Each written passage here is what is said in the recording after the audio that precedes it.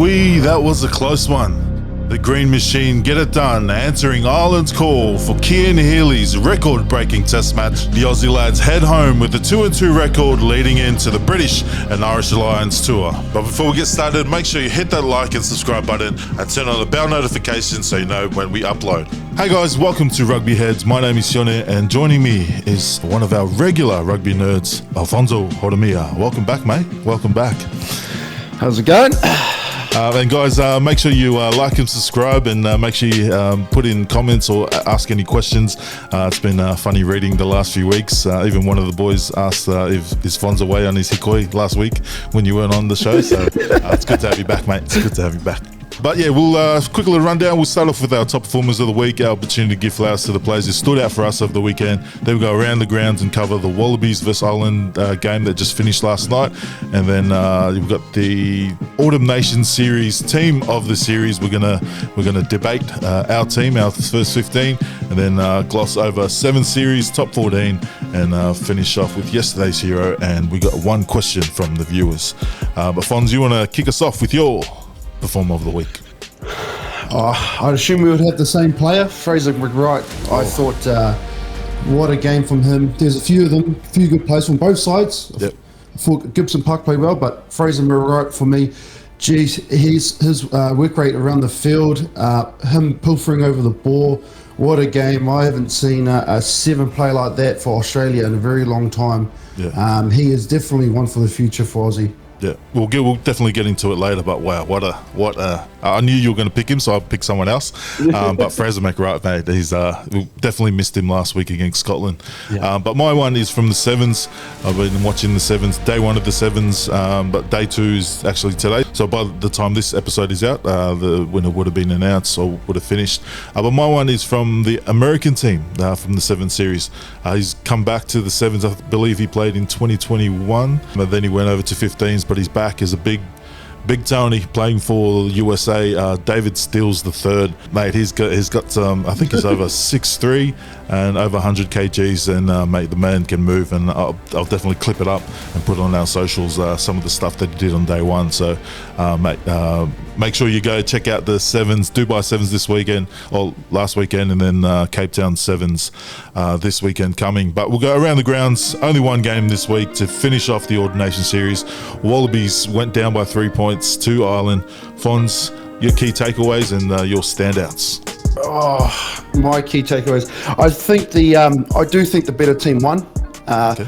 Ireland dominated position and territory. I did feel like the Wallabies did struggle to exit a lot of the times. A lot of their kicks wasn't really getting out of the 40. They put on so much pressure at the breakdown. I did think the touchies were a bit stingy on the meters though, on the exit kicks. It was good to see Tane get his couple of minutes. I felt sorry for him because you could tell by his face when he got subbed back off on HIA, he was obviously disgusted with 4 to go. Look, Ireland, they played well. We were asking a lot of questions in attack, the players in motion, but the Aussie defence was strong, very strong. Guys weren't really committing into the breakdown so they could fan out. Guys weren't shooting out of the line. Guys were just holding their feet, because Ireland seemed to have a lot of options. They have their tip-ons, inside balls, and out the backs.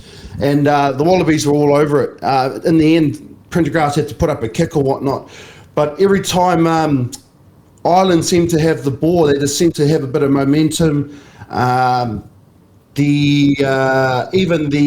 were turning down 3s to go for 7s every time. Yeah. And in the end, just the pressure told towards the end. I thought, you look at the Wallabies team, they could be, that's a lot to build on come next year, because there's only one game now till the Lions tour.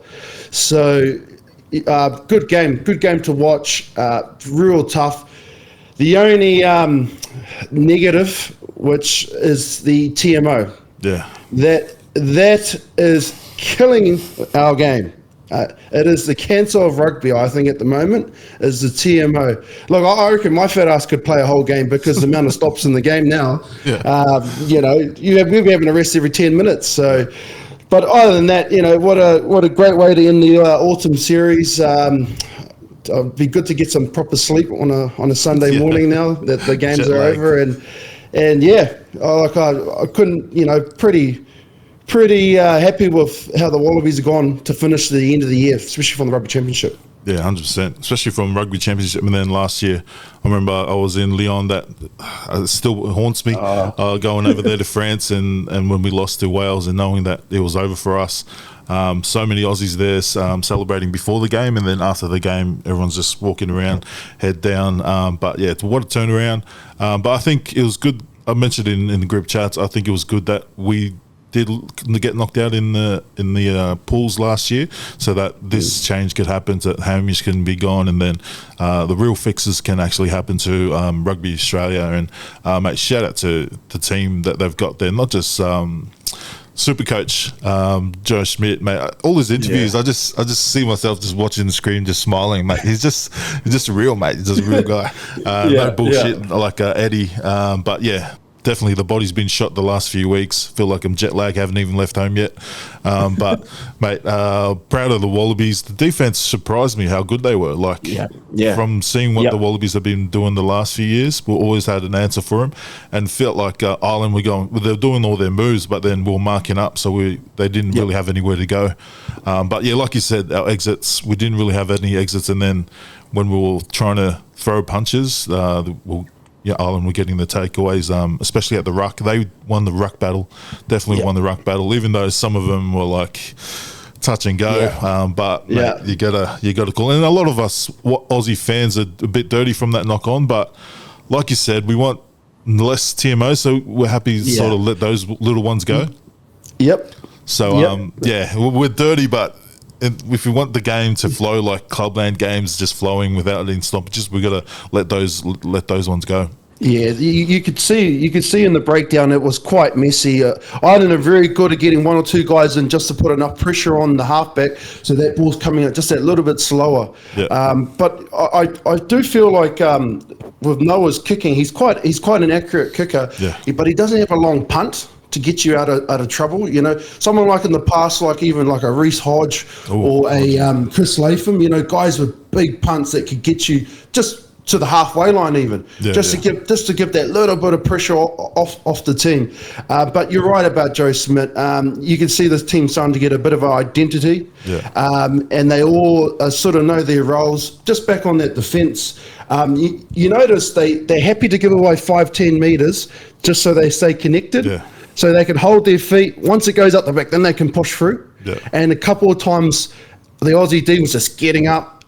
Swale, he came out a couple of times, and I thought, geez, good hits. But I thought, the ref, you know how pedantic our game is now. He almost needs to go down with the defender instead of just going and trying to stay up. It's kind of a half pull out one, like he's not in the wrong, but because he's pulling out, it doesn't look pull out. Yeah. ACL, pull out. One of my that's my go-to. I'm talking about scrums. Mate. Mark, same here. What were you talking about? Yeah, but mate, it's still a lot of learning curves for Swali, but I think it's best that he's getting it in this environment, and the boys around him are performing, so he's not having to try and put all the weight on his shoulders to carry the team. So I thought Ikitel was still at his best as well, and I gave raps to him last week, but BPA, he has been massive for a big boy. Just watching him off the ball, the way he gets off the ground real quick, which I never did, but coaches love it, and you see every time he hits the ground, he's up straight away. So he knows the coach is watching. And mate, Tony, watching you, mate. Love your work, mate. And I think the lineup was a lot better when he was this week as well compared to last week. So mate, BPA, massive shift from him, and great to have him back in Aussie rugby. Yeah, there's a few forwards there that have really found their mark this year. Frost is another one. Jeremy Williams, another one at lock. There's a few of them we had, coming into the season. We're not too sure how they were going to go in international rugby. Aussie have they have the stock now, I believe, in the second row. I mean, Skelton wasn't there because I'd assume he had to play for top 14. Yeah. Obviously, it's outside the test window. Solokai Loto, another one, you know, they got enough stock there in that forward pack to be confident that, you know, if the guy's injured like Angus Bell was, you could bring on guys like Kyle Eyre into the 23 and can do the job. Yeah. Bobby V's another one. Bobby V, mate, he's been going. I think he's played all the games, mate. He's been unreal, and we need him. We definitely need him. I was wondering where Skelton was. I would have liked Skelton to be on the bomb squad and us to hold like a 6-2 sort of split, and then Skelton come on and maybe even that blind side, so you can still have your two jumping second rowers. But mate, massive shift from the boys. Nella. Because he's been getting a lot of heat. He's been getting a lot of heat, and you know, he was missing the last 2 games, and you could see that he's trying to work, like getting off the ground, like BPA was. He's double efforts in defense, trying to get the 2 chops and trying to, you know, just putting pressure on the ruck. So, mate, I see your work, mate. Love your work, Nella. He's building. So, mate, big things coming. Yeah. Mate, he played I think that was his best game this year in the Wallabies shirt, and he was working hard, wasn't he? That's why when he come off after 45, he was blowing, but he emptied the tank. Got that intercept. He looked like me, square wheels, mate. Didn't know what to do, mate. If only he had just went for that pass. I think he probably thought that he was going to go the way, but if he got that pass away early to Swelly, mate, would have been in. But, mate, good shift from him. And I think it's just scrum time. I don't know what was going on with the ref there, but maybe he was a little bit too keen. Good to see the boys, and especially our type 5 stocks, back running. And we've still got some boys at home that are training and could probably fill in for next year as well. So the depth is definitely building for the boys. Ireland, how do you think they went? I thought they were clinical. They were clinical. They weren't really getting over gain line, but they still were. They didn't look like they were panicking. They had their structure. You know, they weren't getting over gain line. They'll just reset, guys, and they set early, and then they just play. And then obviously after 8 or so phases, they're looking to kick if they're not getting over gain line. I think Jamie Gibson-Park, he is crucial to the attack and everything they do. Even when he's past the ball, he's already running the fat man's track downfield in case of a break. There's been a couple of times there, he's right there on attack and defence. Look, I'd assume the two teams that beat the Wallabies, Scotland and Ireland, the bulk of those players are going to be here in Australia come Lions Test Series in the middle of next year. And obviously Farrell's their coach too, so you'll see a lot of those Irish boys in that squad as well. So Ireland, they're still not up to, I think, where they want to be, but they're still playing good enough footy to win. So I think it was just like, back when the glory days of the All Blacks, 2011, 2015 sort of year, everyone else sort of starting to catch on what their game plan is. I think that's what everyone's sort of reading their sort of the triple block plays that they do all the time. Because that battle with Lowe and Callaway, that little battle on that side was pretty good. I don't think anyone got over the top of anyone. But Jameson Gibson-Park was unreal. I thought Noah in defence, because against Scotland there was a few times in cover he missed a lot of tackles in cover defence, but I think there was 3 times when he was the cover against Ireland. I think 2 of them he put them over the sideline. So Noah definitely been working, and mate, even in attack I thought he was a lot better than the game against Scotland. Still probably not as good as when he was against Wales, but mate, it's good to see. I think it's just good to see Noah getting his chance, and even when he's having a bad game, Joe's just putting him back in there, like to get him back on the horse. The good thing is they're keeping the faith of Noah. There's a lot of people obviously question mark over him, but obviously the more game time he's playing, the more comfortable he's getting into that environment. You can see Joe Smith's just putting all his, a lot of his marbles in one basket with Noah. So it's good to see the. Him and Gordon played most of the minutes this year, I'd assume, at 9 and 10. So it's good to see that sort of little combination. Guys coming on like Tate McDermott. Obviously, Tane got 2 minutes, but it's still something. Donaldson's there. They got depth in a lot of those positions. A lot of debutants this year. And I think this is one of the better years for Australian rugby in a very long time. Yeah, it'll be good competition in the Super Rugby next year with all of those 10. So I think whoever does well in that comp will probably get the first go at it. But yeah, that was our quick little debrief of the Wallabies versus Ireland game. Let's get into our team of the series. We'll go 1 to 15. My number 1 was Angus Bell. There was still a lot of Ox definitely would have if he didn't miss probably 2 or 3 games, but mate, I thought Angus Bell back to his best. Yep, I had Angus Bell. Got to give obviously mention to Ox and to Mighty Williams. Yep. I thought to Mighty, he took his chance. He took his chances from the group, but I just think Bell in the obviously he didn't play that last game, but those Test matches, especially against England, you know, what a beast. I don't think props get enough mention. I feel. Mate. Yeah, thanks for saying that, mate. Thanks for saying that. When you said Tamati, mate, I think I would have gone Tamati now. I totally forgot about Tamati. It might be one for the story. I think you might have to put it out there. Look, either they both played a great autumn series. So So yeah, we'll definitely put that to the story out of Angus Bell and Tamati Williams. And at 2, I had Frenchie Beato Malvaka at number 2. Yeah, Malvaka, he had a great series. Just trying to think the other guys around. Matty Fezler played pretty well over the autumn series. BPA massive shifts when he got his chances. I feel like with the Springboks, because they rotate their players around so much, they don't play all the games like a lot of other teams. But then again, it's like, oh well, we missed out on Rugby Heads team of the week. Oh well, we're winning games. I think they're going to lose sleep over Tony. So but I think you're right. Mavaka would be my hooker. For the team of series. So Lockie and Beato Malvaka. And at number 3, All Blacks, Tyrell Lomax. I think he's pretty solid. And like you said, most of the other guys got switched out. Only other guy I would have put there, maybe Alan Alalator. He's been big shift in Nella's absence as well the last 2 weeks and pretty much the entire series. But I put Tyrell Lomax. You could make a case for Thomas Tutui from the Springboks. He played a lot of their minutes at tight head. You also obviously have Lomax. The only other prop I would have had is the Guy Ferguson from Scotland. He surprised me. He's been. I'd assume he'd be starting for the Lions next year at tight head.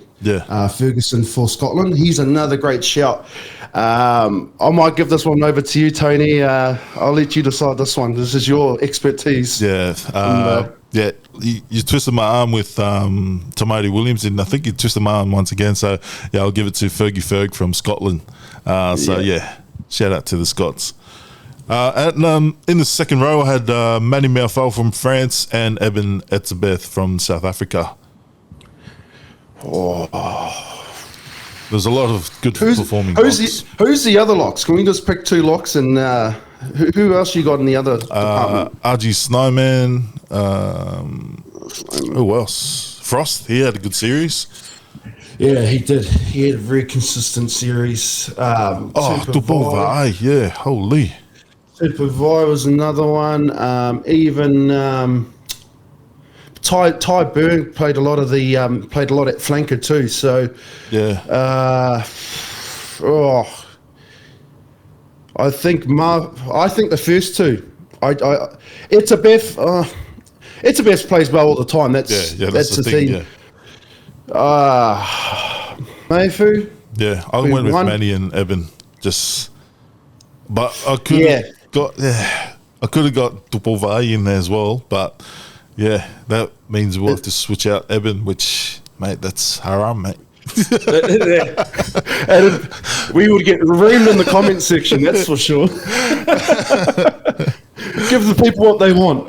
Give it to them too. Let's lock in the big boys, Manny Merfal and Eben Etzebeth. At 6, mate, there's a few names I could have gone with, but I couldn't go past Bobby Valentini. His shift this year, and not just this year, but in the Autumn Nation series, I got Rob Valentini. It is a toss-up between Valentini and, I think, Satiti. Satiti's been well this year. Even Bobby Valentini, I think, Khaleesi's been playing well. Even Pablo Montero. Yeah, true. He's played well. Maybe I'm just Ty biased Bird. because, mate, I'm just frothing over Bobby, all his carries. Yeah. Could you switch him to 8? I don't know who you have at 8. Artie Savea. Yeah, I would put Rob over Artie. Yeah, I know would. Rob I played would one. too. I would. Not to say Artie's not a good player. I just think, obviously, Bobby V's just had such a great autumn series. Yeah. I'd maybe put Wallace at 6 and then put Bobby V at 8. Yeah, well, we'll twist my arm again, mate. Let's do that. We'll go Rob Valentini at 6, and then at 8, and then because he did play 8, maybe 2 games, I think, or 1 game. Yeah, same with Wallace. Games. Wallace did the same as well. Yeah. So we'll put Bobby at 8 and Wallace at 6. I feel better about that one. And then at 7, I had no other choice other than the World Player of the Year according to World Rugby, Peter Steph Dutoy. He's been massive. Yeah, Peter Steph, definitely him. Big shout out, Fraser McWright. He did miss, I think, 1 game last week. I think Tosano started. So, big shout out to him. Flip Vandermover from Ireland. I think he's been one of their better players too, in the red headgear. Vanderfleer. But Peter Steph. Yeah, lock in Peter Steph. Yeah, he probably would have been, because South Africans put their blindside in the 7, but we'll go with whoever's got the jersey number. But Fraser McWright, man, unreal. Mate, just keeps building. At number 9, I've got a little general, Anton Dupont. Yeah, Dupont. Dupont's obviously he's crucial for France. Jamie Gibson Park though, he deserves a big shout. Grant Williams, another big shout. Who's the RG halfback you were talking about the other week? I think Nems brought him up. Yeah, he's another good shout, I thought. But Dupont. Yeah, he's just too good. Lock in Anton Dupont. And then 10, I know English get no love, but I've gone with Marcus Smith. I've gone with him too. In a losing team, he has been unreal. Yeah. Again, there's a lot of good 10s around at the moment. I thought Finn Russell, when he come back, looked sharp. He only played 1 or 2 games though. Yeah. Albanos. Albanos has been. Well, I thought. He was probably number 2 for me. Albanos. Yeah, Albanos. He was very consistent for Argentina. So but I honestly do think Marcus Smith has been very, very good for England. Yeah. Especially in the losing team. So lock in Marcus Smith. And on the wings, on the flanks, I had Cheslin Colby and Louis Biarray. Yeah, it's hard to go past those two. Yeah. How quick is the old Frenchie on the 2 headgears? The other one, Colby. Oh, he's slippery, isn't he? So, Power Rangers. Power Rangers. So lock in Cheslin Colby and Louis Biarray. And at 12, I had 2 players here. Could have gone Damien Diolande or Sione Tupolotu from Scotland. Oh man. Did Tupolotu play a lot of 12? He played well against South Africa as well. He did. He's found his form in Scotland, hasn't he? Yeah. Man, I'm a huge fan of Damien Delinde too. Yeah, same. Either one, but I think Tupolotu. I actually think he's at the better autumn series. All right. So. You're the centre, so we'll lock in Sione Tupolotu. And at 13, I got 2 names, Jesse Creel and Hugh Jones from Scotland. Jeez, I think Creel.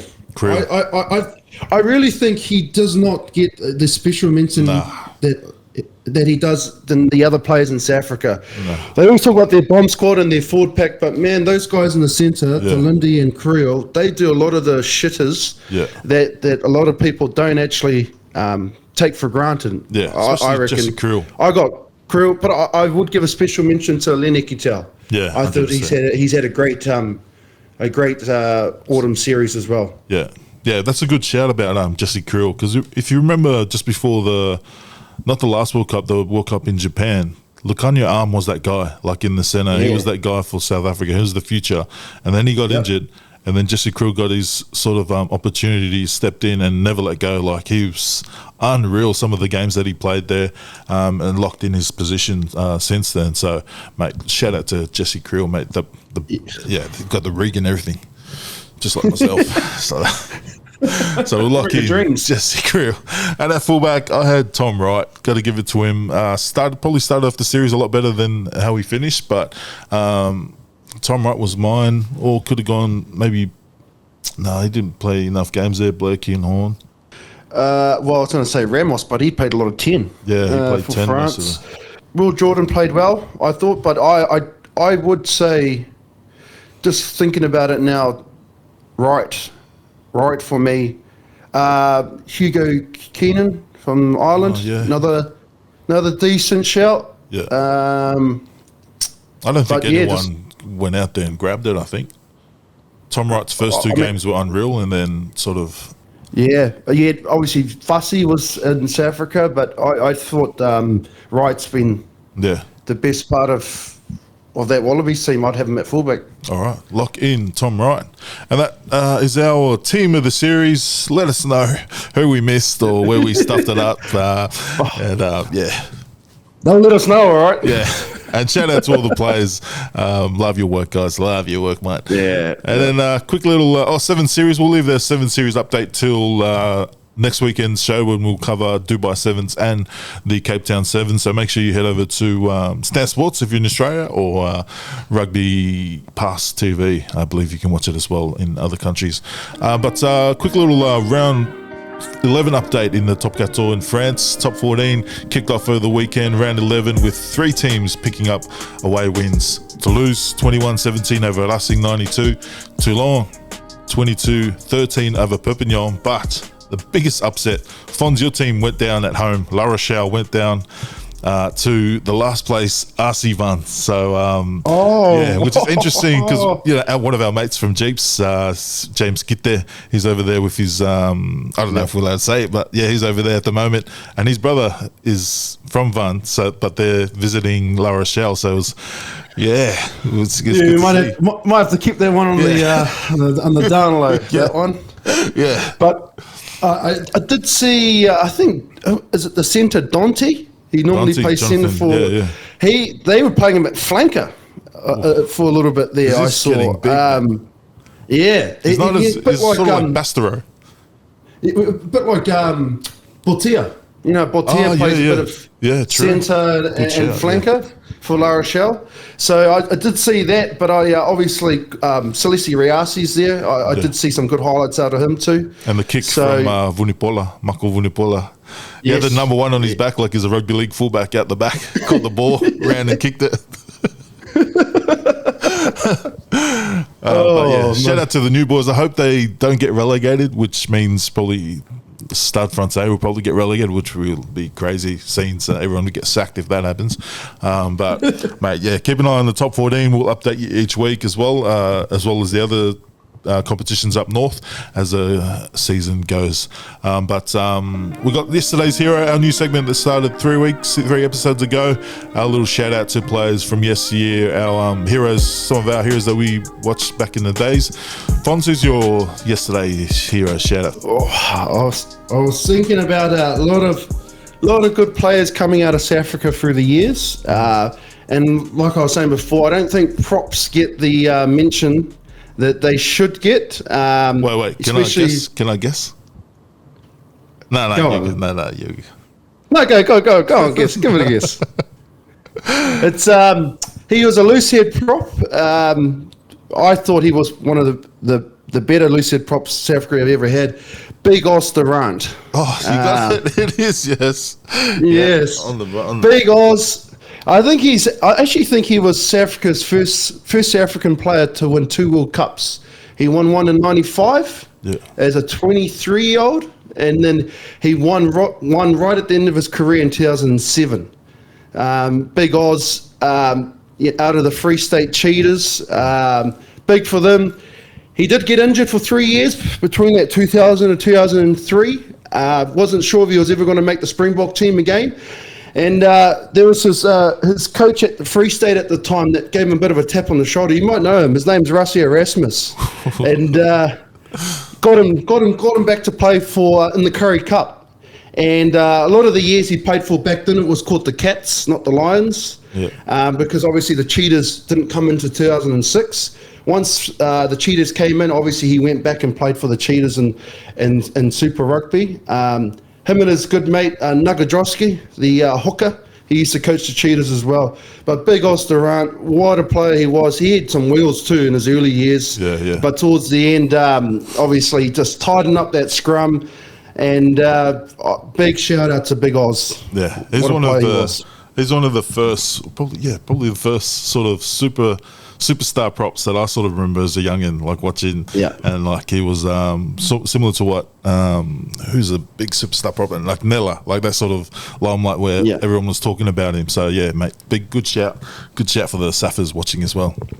My one is before the days of Cheston Colby, before the days of Louis Bialeri, there was a hot-stepping Samoan-born Kiwi utility back by the name of Irene IE.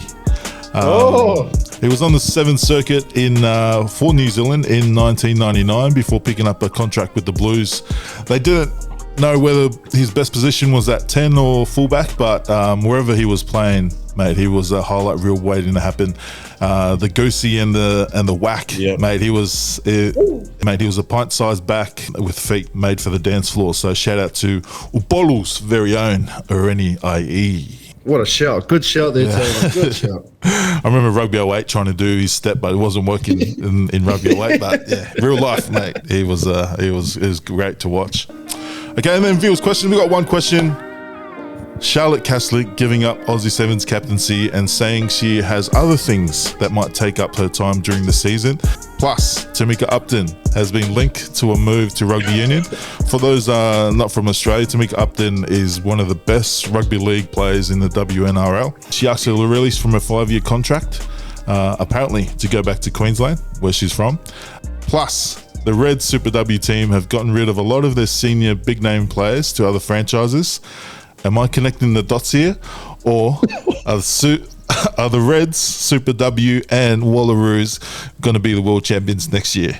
Where has all this information come from, Tony? Hey, mate. This is breaking news to me, mate. I think you want to break the internet with a lot of this information. But mate, even when Charlotte Caslick said in a little interview when she said she's giving up the captaincy because she has other things that will take up her time during the season, and when she did re-sign for 5 years a few years ago, she said that Rugby World Cup is her last chance to ever do one in 15. So that's dot connecting there. Tamika Upton. And then it was in some of the papers. I don't know if they're just making up stories, but they said either going to the Brisbane Broncos, back to the Broncos, or linked with rugby union. And it's a rugby union year. Women's World Cup is massive. The Rugby League Women's World Cup, nobody knows about it. But it'll be massive. Tamika Upton, I don't know. Sorry, what was that? You hearing any whispers over there in Darwin, mate? No, mate. I haven't heard any of the whispers. Mate, we should ask Sam or Jack Haslick about his sister. They might know a bit more than us. I don't know. Yeah. But Tamika Upton, I don't know if she's ever played union before. I'm not too sure. I think she's from Rockhampton, rugby league girl. I mean that's news to me. I mean, if those dots are connecting, then so be it. What was the third one you said again? It was about the Reds. The Super W. A lot of them have gone over to Western Force and other franchises. So that is very interesting. And we did. I don't know if we're allowed to mention this. We did get a DM from someone. I don't know if she's still in the Super W ranks at the Queensland Reds, but that there's whispers of Sevens girls and rugby league girls coming over to the Reds Super W. To try and qualify for the Wallaroos. So you're going to get us in trouble, Tony. Yeah, Tony's whispers. We're already been in trouble once with Queensland Rugby. Yeah. Look, that last one there especially, that's a big whisper. I did see that comment as well. It's going to be interesting if that's true. Look, you know how we feel about it. I'd like to see our Sevens girls come back and play 15s, especially they might not be able to play the whole Super W season, but there's a lot of it that doesn't conflict with the Seven Circuit. yeah. So why not get them in there if they want to play? I mean, it's a World Cup year, so why wouldn't you as a Sevens player think end of year go play at the World Cup in England? You'd be playing against England, and it'd be a full stadium. Yeah. Like you couldn't ask for any more as a women's player to do. So those rumours that we're hearing, if they are true, that is exciting for the women's game, I believe. Yeah, mate. If and then some. Yes. Do you think if you were playing in the women's program now, like playing in the Wallaroos, and then these players are coming in, how would you feel? Would you be a bit, you know? Tony, I feel like I'm just saying. Well, how would you feel, mate? How would you feel, mate? If you were in the program the last few years, and then there's Sevens girls coming in, then NRL girls are coming in because it's World Cup year, because they want that goal which you have been working towards. Yeah, you would feel dirty. You would, like, I'll be honest with you. You could say the same thing about Joseph Swali'i coming straight into the Wallabies team without playing any rugby since high school. And there's guys there that obviously might feel the same way. I think the difference with the women's game is that a lot of it at the moment, especially at the Super W level, is not professional in terms of money. Yeah. So if these girls did come over, well, the Sevens girls are already contracted. Yeah, they're professional. But they're professional anyway, so they're already on the books. But if you were talking about the rugby league girls coming across and money was getting thrown, then that'd be a different story. I'm not too sure if they have the money anyway to persuade a lot of those girls to come across. Yeah. So look, you would feel dirty, you would in some respect, but it is what it is. You want the best players playing. Yeah. You know, you want to win. Like, it's not club rugby. It's top level. Yeah. I don't know how you feel about it, Tony, but that's just how I feel. Yeah, I was dirty when Super Rugby players were coming back to club, and I was getting dropped to Reggies. So I definitely would have been dirty. But as you get older, you realise you want the best players in, and then it sort of makes you want to try to be better. A few times I thought I was better than the Super Rugby players, when now I realise I wasn't, because I never hit any rucks.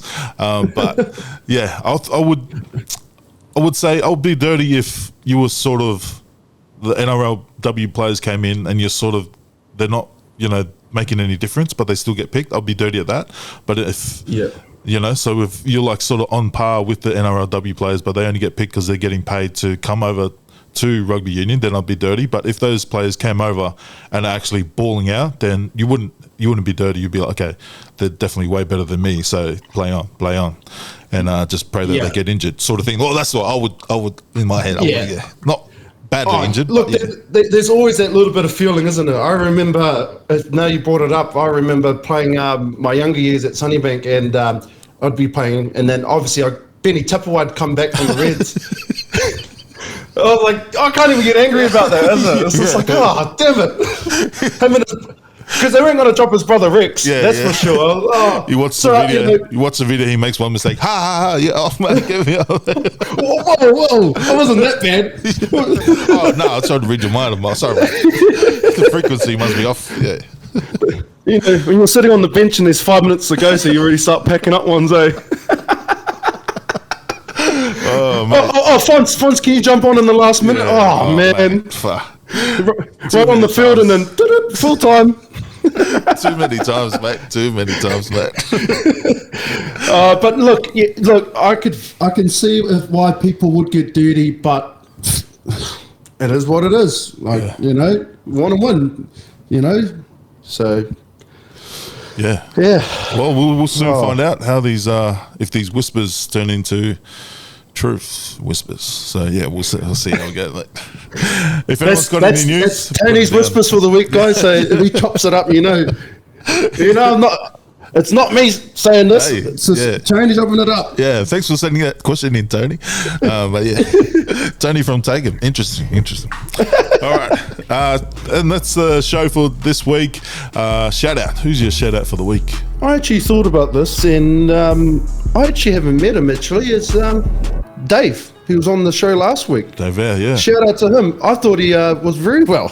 Yeah. Very well, had his bit of time in the sun in the rugby heads, and was actually didn't think he was Tongan. He had his his Pākehā accent, his white accent on. So, but no, I thought he was real good. So I'd actually give a shout out to Dave, one of the boys this week. Yeah, good chat. Mate, he's been humble counting all the views from the last episode. I'm like, hey, chill. But yeah, I was actually surprised listening to him talk on the episode too. I'm like, I didn't know you watched the game, mate. Like, yeah, mate, watch it. Yeah. But yeah, thanks to Dave. And my other shout out is the Aussie Sevens. Day one, the women, mate, out of the park. Maddie Levi scoring 1 million tries, but my shout was for the men's. Looks like there's a little bit of rebuilding. They lost a few players, and some of the boys in there now are going to be leaving to NRL. And the new coach was in the stands. He wasn't actually coaching the boys on the sidelines. Oh yeah, he's new. Yeah, he's only just come in, isn't he? Just arrived. Yeah. So shout out to the boys. They snuck in somehow into the quarters. So hopefully, fingers crossed, they'll get it together. But mate, they got all the talent there, plus some of the boys in the squad back at home to get it together. Just hopefully the coach will get them firing coming into the season. So if you're in Australia, just a reminder, head out to make sure you get your tickets to Perth Sevens last weekend of January, and then if you're in South Africa, head over to Cape Town Sevens next weekend and cheer on the Aussie Sevens, or if the Springbok Sevens if you want, Box Sevens if you want, mate. But yeah, Blitzbox. But yeah, thanks for calling in, mate. Quick little episode, guys. We'll see you next week. Make sure you like and subscribe. See you guys. Cheers. And go.